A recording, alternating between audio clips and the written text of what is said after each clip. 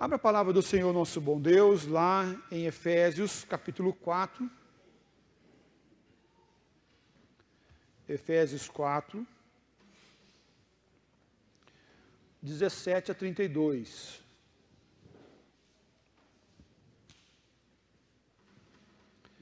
Fala assim: isso porquanto digo, e no Senhor testifico, que não mais andeis como também andam os gentios, na vaidade dos seus próprios pensamentos, obscurecidos de entendimento, alheios à vida de Deus, por causa da ignorância em que vivem, pela dureza do seu coração, os quais, tendo se tornado insensíveis, se entregaram à dissolução para, com avidez, cometerem toda sorte de impureza.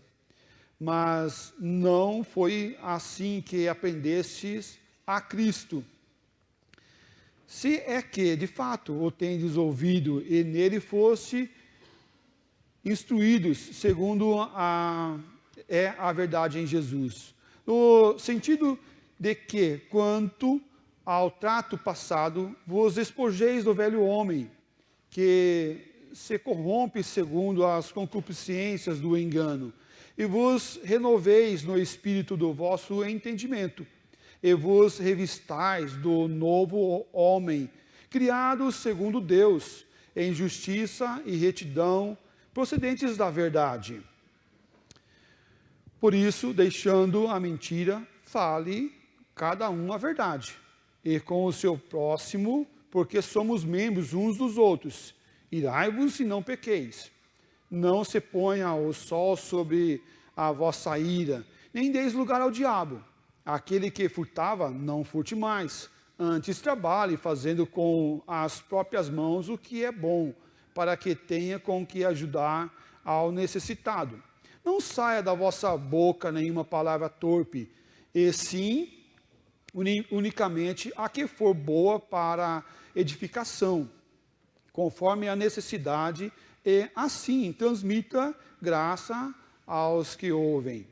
E não entristeçais o Espírito de Deus, no qual fosse selado para o dia da redenção. Longe de vós toda a amargura, cólera e ira, e gritaria e blasfêmia, e bem assim toda a malícia. Versículo 32, antes sede uns para com os outros benignos, compassivos, perdoando-vos uns aos outros, como também Deus em Cristo vos perdoou. Esse texto em especial, é um daqueles textos que, se você não estiver pregando em uma série de capítulos, numa série de livros, você pula. Esse texto em especial é daqueles que você chega ali, você está orando, pedindo orientação do Senhor para pregar, um texto a pregar, e você olha e fala, não, isso aqui é melhor pular, deixa para outro dia, deixa para outra hora, deixa para outro momento, porque não é um texto muito fácil de se pregar. Mas quando você pega de forma expositiva, sequencial, ele chega esse texto e você fala, cara, por que eu fiz isso? Né? Por que eu fiz isso? Melhor pular isso aqui. É melhor pular isso aqui. Para aqueles que não sabem, nós estamos estudando o livro de Efésios, todo ele, e deparamos com essa perícope, esse trecho maravilhoso, que enche os nossos corações. Nosso tema nessa noite é uma nova vida. Uma nova vida. Introduzindo nossa mensagem, para entender o que o apóstolo Paulo está tratando nesse momento na carta, devemos estar pensando o que os pagões, o que os gentios eram, o que eles faziam. Olha, 3 pontozinhos aqui simples para a gente entender, dando a nossa introdução. Eles vivem na vaidade dos seus pensamentos. Os gentios, aqueles que não têm Deus, vivem na vaidade dos seus pensamentos.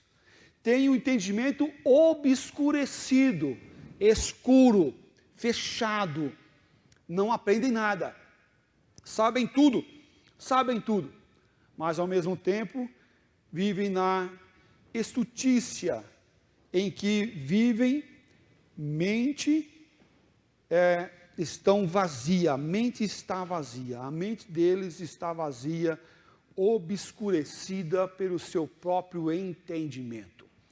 Talvez você possa conhecer pessoas que não são cristãs e que são muito inteligentes, mas inteligente é diferente de sabedoria. A inteligência é diferente da sabedoria. E aqui a sabedoria que nós estamos falando é a sabedoria divina, a que Cristo dá. Essas pessoas vivem com o coração duro, emperdecidos, depravados e impuros em si mesmo. Quer ver só? Um retrato disso é quando nós olhamos as músicas à nossa volta, no popular, no dito popular, as músicas que falam apenas de prostituição, adultério, lascívia, né? E ganância. Sexo, droga e rock and roll, como um tempo atrás, no passado. Hoje, não é muito diferente disso. Apenas querem casar e dar-se em casamento. Mas hoje em dia piorou mais, porque nem casar mais querem. Né? Nem casar mais querem. Querem apenas curtir a vida. Curtir a vida. E isso nós vamos entender e ver que o nosso contexto está repleto disso, de pessoas que vivem dessa forma. E o apóstolo Paulo parece que olha para o dia de hoje e retrata o que está posto aqui. Por quê? Porque a palavra do Senhor Deus é verdadeira, não passa e não acaba. Podemos dizer que sem Deus, tudo ou toda a vida é vaidade, perde-se o sentido. Perde-se o sentido. Uma nova vida identifica-se com o arrependimento, com a mudança de mente e de coração. É uma mudança de dentro para fora. Uma nova vida, a vida com Cristo, é esse arrependimento. E não tem conversão sem arrependimento. Por isso, tome cuidado com aceita Jesus para ter uma vida boa. Aceita Jesus para ir morar no céu. Apenas uma venda de um Jesus que só vai te dar benefícios. E que você não vai renunciar a nada, que você não vai se arrepender de nada. Pelo contrário, avivamento, a ligação com o avivamento é arrependimento. Sempre a igreja, quando viveu avivamento, viveu arrependimento. Sempre quando o povo viveu o avivamento, viveu-se o arrependimento. Prova disso, a Coreia do Sul viveu o arrependimento e a consagração ao Senhor nosso Deus e vive o maior avivamento dos nossos tempos. Uma nova vida, em primeiro lugar, deixa a vaidade dos pensamentos. Uma nova vida é para aqueles que deixam a vaidade dos seus pensamentos. Veja o versículo 17, fala assim: isso, portanto, digo, e no Senhor testifico, não mais andeis como também andam os gentios, na vaidade dos seus próprios pensamentos. Quem segue a Jesus pensa diferente. Quem segue a Cristo Jesus pensa diferente, não segue mais o seu próprio eu, não é egocêntrico, mas é cristocêntrico. O testemunho do pensamento do mundo não glorifica o nome do Senhor nosso Deus. E se nós estamos pensando igual o mundo, se nós estamos pensando da mesma maneira que o mundo, nós iremos repensar os nossos pensamentos. Algumas vezes nos acostumamos com as coisas erradas. É assim mesmo, o nosso mundo é assim mesmo, estamos vivendo num mundo assim mesmo. O assim mesmo não cabe ao cristianismo, porque o cristão reme ao contrário da correnteza. O cristão é aquele que denuncia, é aquele que fala a verdade. Eu não sei você, mas lembra antigamente, talvez você tenha os seus 40 anos que nem eu aqui, né? 39, 38, né? 44, né? Para falar bem a verdade. Você lembra quando os cristãos eram tidos como os protestantes? Os protestantes, os menininhos mais novos não lembram mais disso, não viram isso. Mas antigamente nós éramos os protestantes. Por que éramos os protestantes? Porque nós protestávamos contra o pecado do outro. Mas o tempo foi passando, o mundo foi mudando, as coisas foram acontecendo. E nós deixamos de ser os protestantes para ser o quê? Os evangélicos. Os evangélicos, bonitinho, o evangélico que não protesta mais nada, que não denuncia mais nada, que não fala mais nada, que é amigo de todos e de tudo. Meus amados, em nome do Senhor Jesus Cristo, nós não devemos andar como os gentios andam. Não devemos pensar como os gentios pensam. Nós somos cristãos e cristãos têm uma regra determinada. Não porque somos presbiterianos, porque somos cristãos. Porque temos a imagem de Cristo em nós. Porque temos a imagem daquele que muda o entendimento. Por quê? Porque os gentios do mundo têm a sua mente obscurecida. Veja o versículo 18. Obscurecido de entendimento, alheios à vida de Deus, por causa da ignorância em que vive, pela dureza do quê? Do seu coração. A dureza de coração traz cegueira. A dureza do coração traz cegueira. E aí, aonde estão os nossos sentimentos? Não estão nos nossos olhos. Os nossos sentimentos estão no nosso coração. É do coração que flui o sentimento. A Bíblia vai falar sobre isso. O coração como o lugar dos sentimentos. E aonde Deus precisa trabalhar no coração. Precisa trabalhar? É no coração.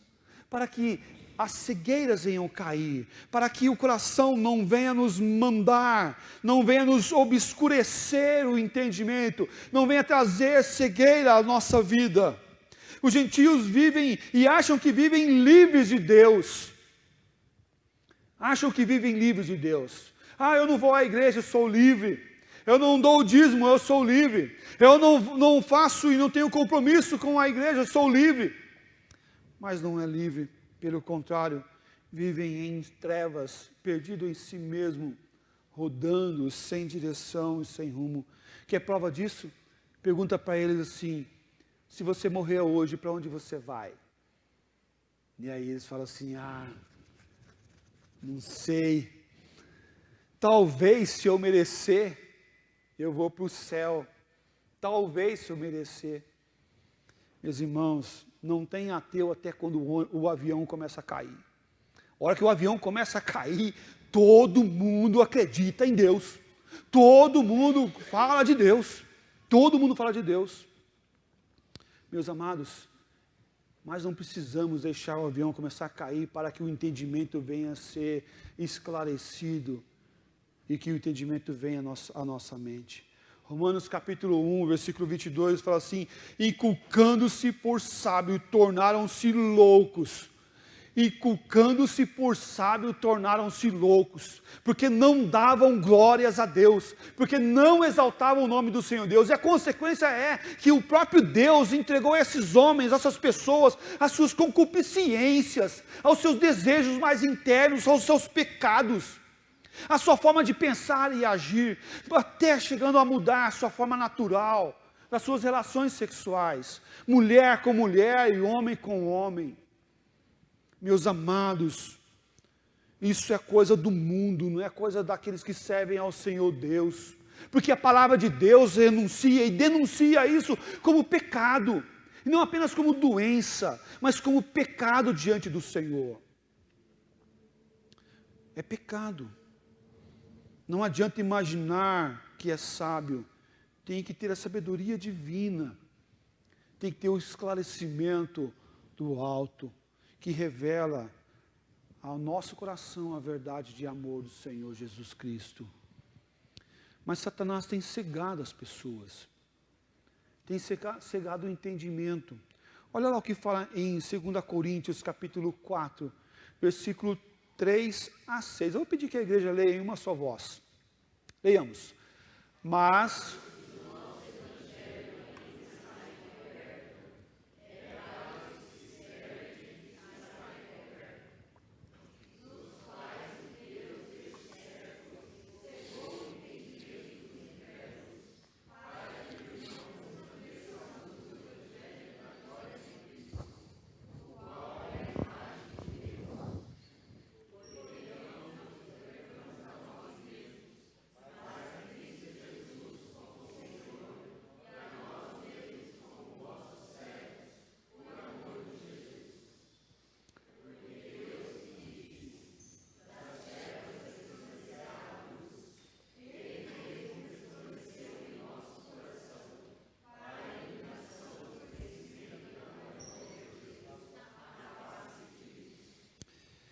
Versículo 4, nos quais o Deus desse século cegou o entendimento dos incrédulos para que não lhe resplandeça a luz do evangelho da glória de Cristo, o qual é a imagem de Deus.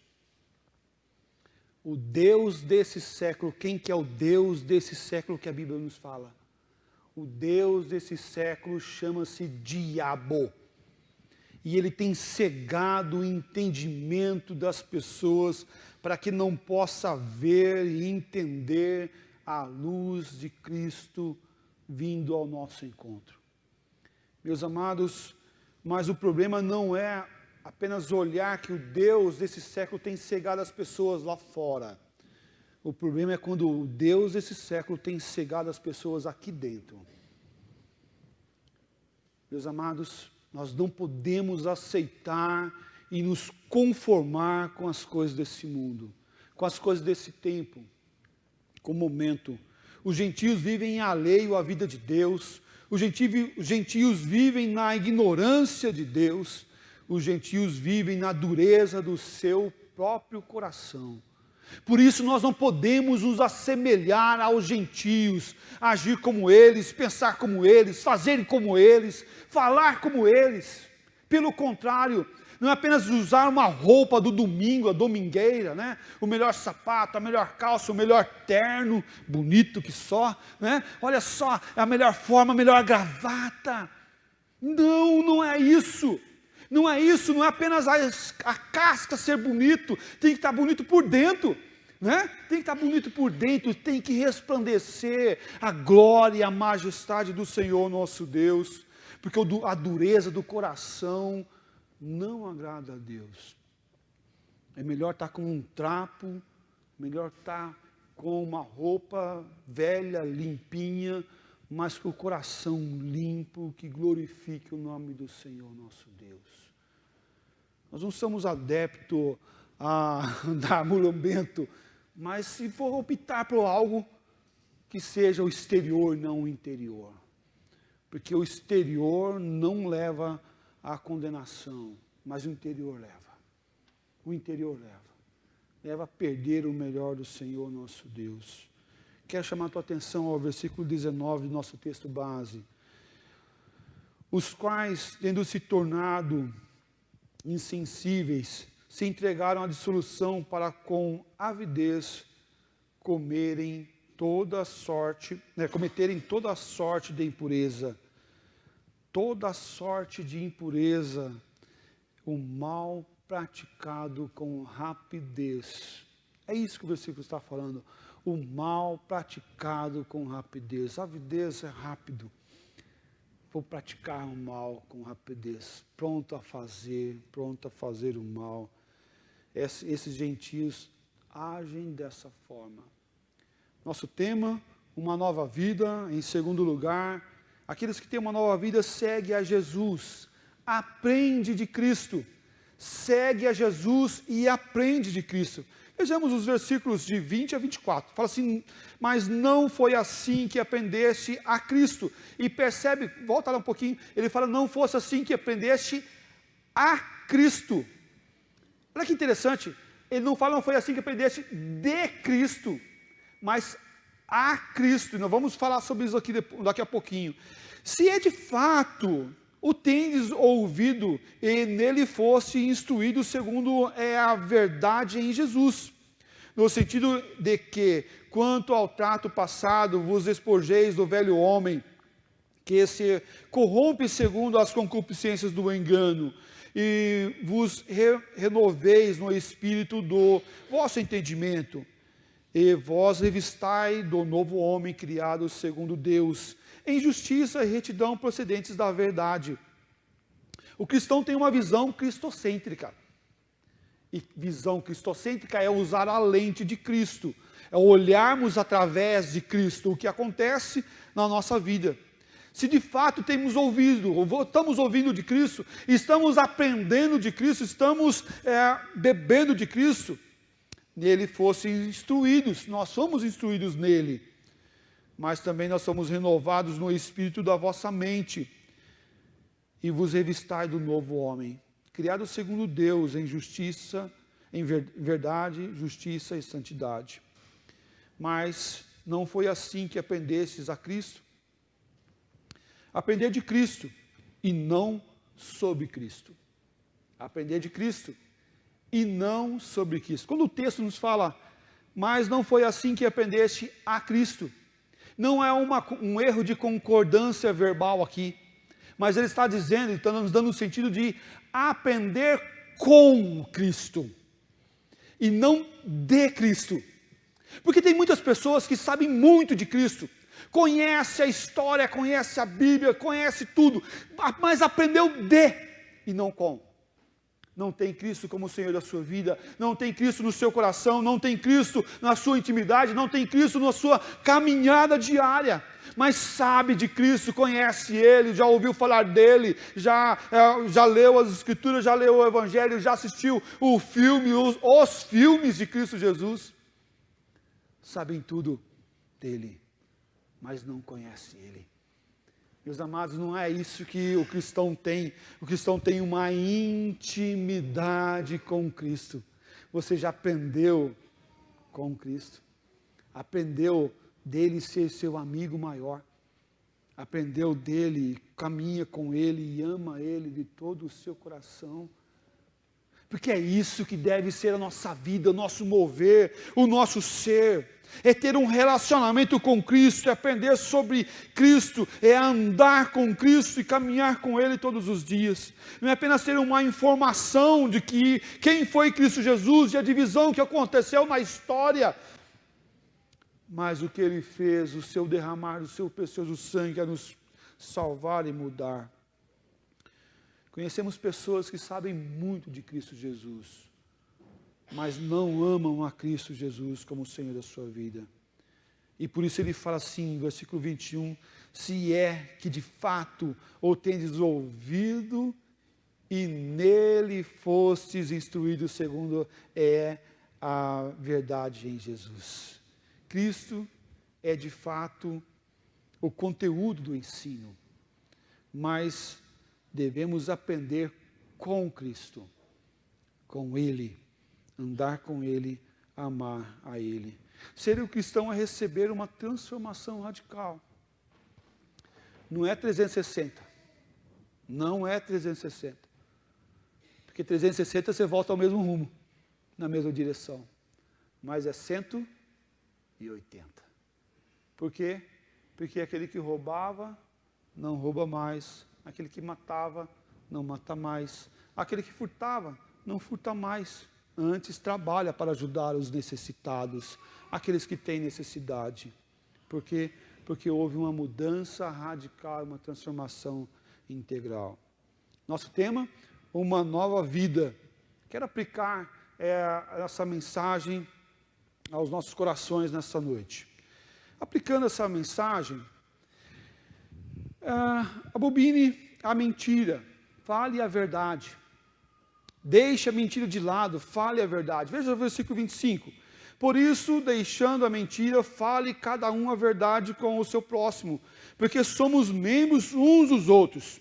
A mentira é a afirmação do falso, do que é dúbio, do que é errado. A mentira é isso, é o engano, o próprio engano. Quem mente não apenas tem um desvio de caráter, mas tem um pecado à sua frente. Tem um pecado à sua frente. A mentira, ela é pecado. João 8,44 fala assim, vós sois do diabo, que é vosso pai, e quereis satisfazer-lhe os desejos. Ele foi homicida desde o princípio e jamais se firmou na verdade, porque nele não há verdade. Nele não há verdade. Quanto ele profere mentira, fala do que lhe é próprio, porque é mentiroso e pai da mentira. Se você ama a mentira, então você tem que repensar isso aqui. Quem que é o pai da mentira? O diabo. Ah, mas eu só não falei a verdade. É mentira. você está pecando. Você está tendo um desvio de caráter. Devemos entender isso como uma ação para o cristão não mentir. Abandone a mentira, não vive no engano. Por isso, o Senhor Jesus Cristo aqui em João 8,44 fala de forma muito dura: vós sois do diabo, vós não sois de Deus, vocês não proferem a Deus, não amam a Deus, porque vocês estão falando mentira. Boca que glorifica o nome do Senhor Deus não fala a mentira. Pelo contrário, deixe o engano de lado. Por quê? Porque Deus é verdade, e o pai da mentira é o diabo, e ele quer dragar todas as pessoas. E percebe que nós começamos com pequenas coisas. Coisinhas pequenas. Vamos lá. É uma mentirinha do bem aqui, uma mentirinha do bem lá, né? É um enganar de uma criança aqui, é uma falinha ali, é uma meia nota lá, é um engano ao fisco, é uma omissão. Aonde está a verdade? Deus é a verdade. E nós devemos proferir a verdade e amar a verdade acima de todas as coisas. Mas ele vai falar também aqui, aplicando essa mensagem, nos versículos 26 e 27, sobre a ira, sobre a raiva. Fala assim: irai-vos e não pequeis, não se ponha o sol sobre a vossa ira, nem deis lugar ao diabo. Paulo fala sobre a ira. É interessante que em muitos casais, a orientação dada para eles é assim: olha, veja bem, se vocês errarem, se vocês pecarem, se vocês tiverem uma discussão, não vão dormir brigado. Não vão dormir brigado. Pelo contrário, arrumem todas as coisas, acerte tudo para vocês dormirem bem, com o problema resolvido. Contando o quê? Só não pode ficar brigado à noite, né?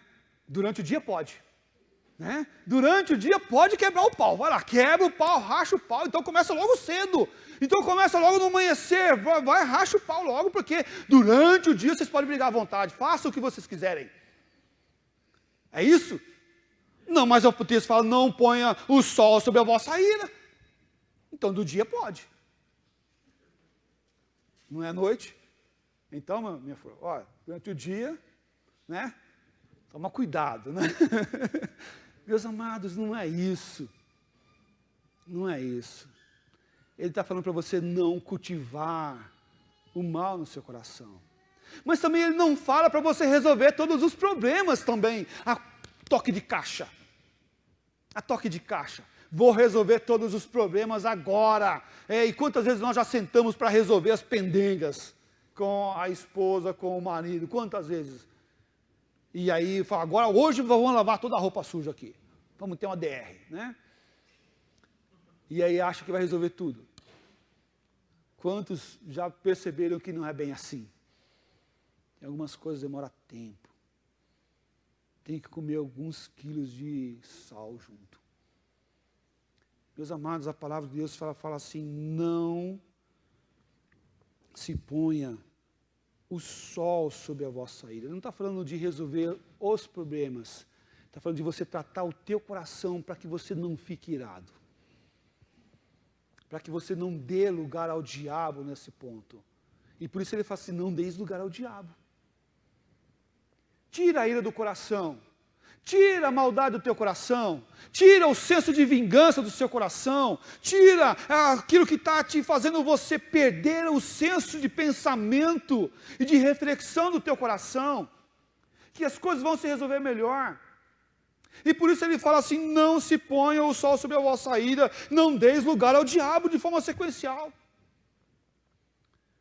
O problema não é as coisas que estão para resolver, o problema é o nosso coração. O problema é o meu coração, o teu coração. É o nosso coração. Devemos tratar o nosso coração. Tratando o coração, as coisas vão se resolver mais fácil. Tudo vai se andar melhor. Não deis lugar a ira. Não pequeis, não viva esse mal. Veja o versículo 28. Aquele que furtava, não furte mais. Antes trabalhe, fazendo com as próprias mãos o que é bom, para que tenha com que acudir ao necessitado. Ele fala sobre o roubo. Deus estabeleceu o direito à propriedade. Não é algo nosso, mas é de Deus. Porque ele fala para você não roubar o que não é teu, não pegar o que não é teu. Nós ensinamos as criancinhas a fazer isso, não ensinamos? Ensinamos, olha, você não pode pegar o que não é teu. Você não pode pegar o que não é teu. Mas nós costumamos aperfeiçoar o roubo, né? Costumamos aperfeiçoar o roubo.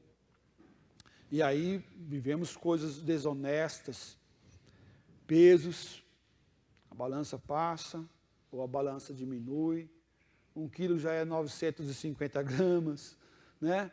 Ou se é para nós é 1.000 e pouco, as medidas, o salário, o tempo quando você está trabalhando lá na empresa que você fica enrolando, o tempo que você passa no banheiro desnecessariamente, isso também é um furto, isso também é um roubo.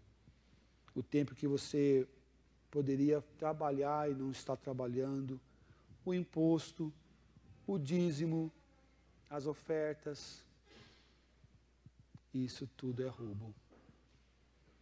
Devemos entender isso e praticar a verdade no seu todo, na sua plenitude do todo. Está vendo que é mais fácil passar sobre esse texto e ir embora?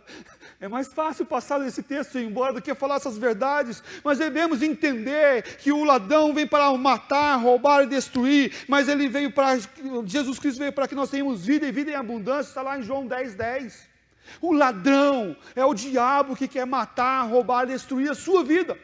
Roubar o melhor de Deus para você.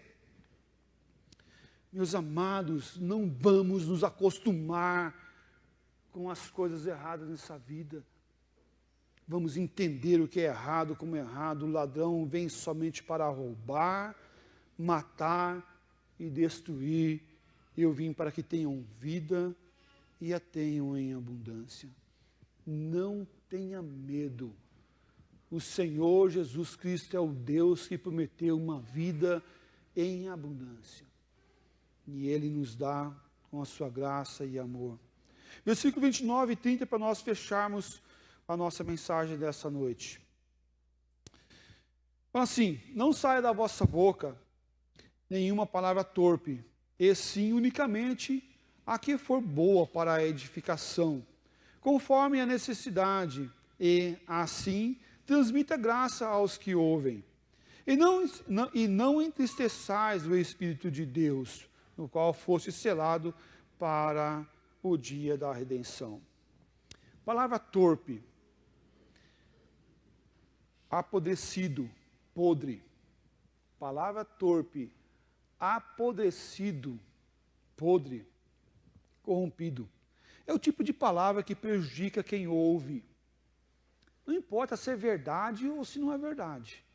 Mas se eu falo com intenção de prejudicar, eu posso falar uma palavra que é verdadeira, que é certa, mas a intenção do meu coração vai fazer aquela palavra ser uma palavra torpe, uma palavra de maldade, uma palavra com um senso de vingança.